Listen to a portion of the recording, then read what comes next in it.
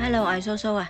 今日行街去到銅鑼灣軒華大廈地下一個絲號鋪，試一個食滷水嘅鋪頭，叫做潮林園滷味大王。咁佢咧就門口都有個牌㗎，咁佢基本上咧都有成10幾廿種滷水嘅嘢食啦。咁佢出邊咧見到佢就哇好多啊，有啲自製嘅菜脯啦、鹹菜啦，咁有滷水嘅鵝翼啦、鵝腸啦，有滷水嘅鵝腎啦。咁啊，另外仲有啲滷水蛋啦，仲有滷水墨魚啦、紅腸啦、滷水鵝啦。咁另外佢仲有啲滷水嘅豬手啦、滷水豬腩肉、鵝腎、雞，仲有啲豬大腸啦。另外仲有啲鴨舌啊。另外仲有韭菜豬紅啊咁樣啦。咁佢鋪仔咧就唔係好大嘅啫，坐到20零人到啦。咁就門口細細地，咁但係咧就真係比較少有嘅正宗嘅滷水店。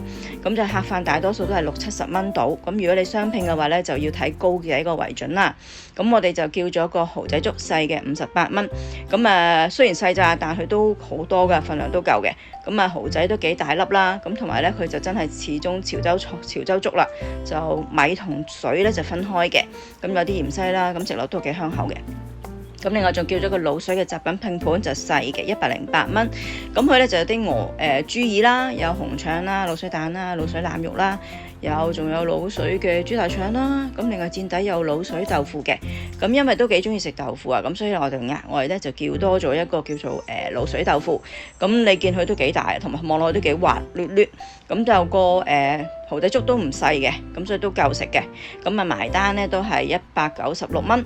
咁如果喜歡我呢條片嘅話咧，就俾翻個 like 我啦，多謝晒。